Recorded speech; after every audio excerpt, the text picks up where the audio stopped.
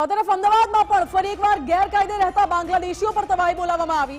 ચંડોળા તળાવમાં ગેરકાયદે રહેતા બાંગ્લાદેશી પર વીજ કંપનીએ કાર્યવાહી કરી છે। ગેરકાયદે લગાવેલા વીજ કનેક્શન કાપવાની કામગીરી શરૂ કરાઈ છે। ટોરેન્ટ પાવરની ટીમે પોલીસને સાથે રાખીને મોટી કાર્યવાહી કરી। અમદાવાદ શહેર પોલીસ કમિશનરે પણ મુલાકાત લીધી હતી। જેસીપી એસીપી સહિતના પોલીસના અધિકારીઓ પણ હાજર રહ્યા હતા। આ પ્રકારની કાર્યવાહી થતી જ હોય છે તેવું પોલીસ કમિશનરે કહ્યું હતું। જો કે ગેરકાયદે વીજ કનેક્શન કાપવામાં આવ્યા છે। કાર્યવાહી કરવામાં આવશે। અગાઉ પણ અહીંયા આ એરિયામાં કાર્યવાહી થઈ હતી।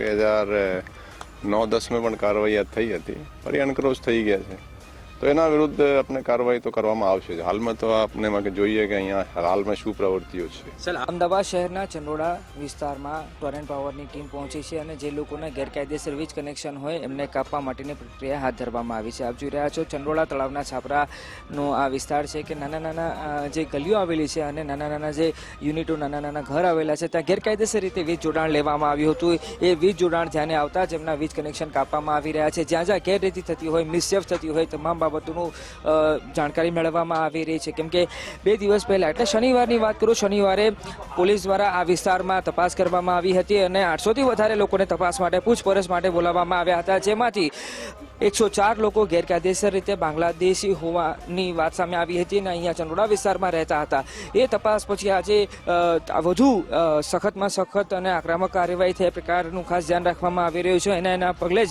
આપ જોઈ રહ્યા છો કે ચંડોળા તળાવ વિસ્તારમાં ટોરેન્ટ પાવરની ટીમ પહોંચી છે સ્થાનિક પોલીસના બંદોબસ્ત સાથે અને અહીંયા જેટલા લોકોના ગેરકાયદેસર વીજ જોડાણ લેવામાં આવ્યા છે, જેમને બારોબાર કનેક્શન લઈ લીધા છે, છાપરા ઉપર કેટલાક ઘરોમાં વાયર મળ્યા હતા ખુલ્લા, એને પણ કાપવા માટે જોઈ રહ્યા છો કે ટોરેન્ટ પાવરની ટીમ કામે લાગેલી છે। એટલે એક બાદ એક સખત કાર્યવાહી કરવા માટેની પ્રક્રિયા છે એ હાલ હાથ ધરવામાં આવી છે અને ત્યાં સ્થાનિક પોલીસની સાથે પહોંચી છે। દરેક ઘરમાં તપાસ કરવામાં આવી રહી છે કેમ કે આ વિસ્તાર ખૂબ જ ગીચ છે, નાની નાની ગલીઓ છે, નાના નાના મકાનો છે, ઝૂંપડા છે, એમાં પહોંચવું ખૂબ જટિલ અને મુશ્કેલી ભર્યું હોય છે અને એના માટે જ આપ જોઈ રહ્યા છો કે દરેક વિસ્તારમાં જઈને તપાસ કરવામાં આવી રહી છે। કોઈ પણ કચાશ બાકી ન રહી જાય, એક પણ ઘર બાકી નહીં રહી જાય એનું ખાસ ધ્યાન રાખવામાં આવી રહ્યું છે। અને આપ જુઓ ટોરેન્ટ પાવરની ટીમ અલગ અલગ વિસ્તારમાં ફરી રહી છે।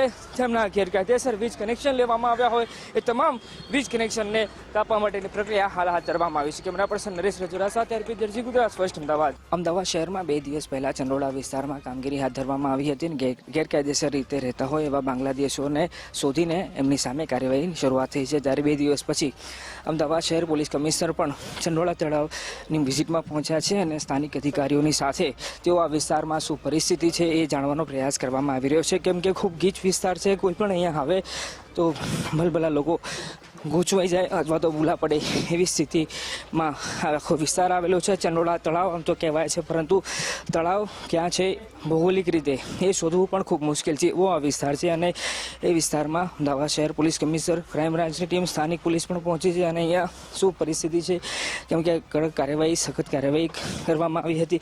800 લોકોને પૂછપરછ માટે અહીંયા લઈ જવામાં આવ્યા હતા ક્રાઇમ બ્રાન્ચ EOW SOGમાં અને એ પછી જોઈ રહ્યા છો કે આ વિસ્તાર કે જ્યાં હાલ સુમસાન જોવા મળી રહ્યું છે કેમ કે કેટલાય લોકો અહીંયા ગેરકાયદેસર રહેતા હતા, એ પલાયન કરીને જતા રહ્યા છે કેમ કે પોલીસની કામગીરી એમને ડર સતાવી રહ્યો હતો અને એટલા માટે જ તમે જોઈ રહ્યા છો કે અહીંયા એક ઉદાહરણ સ્વરૂપ કામગીરી કરવાનો પ્રયાસ કરવામાં આવ્યો હતો અને એના ભાગરૂપે 2 દિવસથી પહેલાંની જે પ્રક્રિયા હતી, પ્રોસેસ હતી, એ પછી અમદાવાદ શહેર પોલીસ કમિશનર આ વિસ્તારમાં પહોંચ્યા છે અને પરિસ્થિતિનો તાગ મેળવવાનો તેઓ પ્રયાસ કરી રહ્યા છે।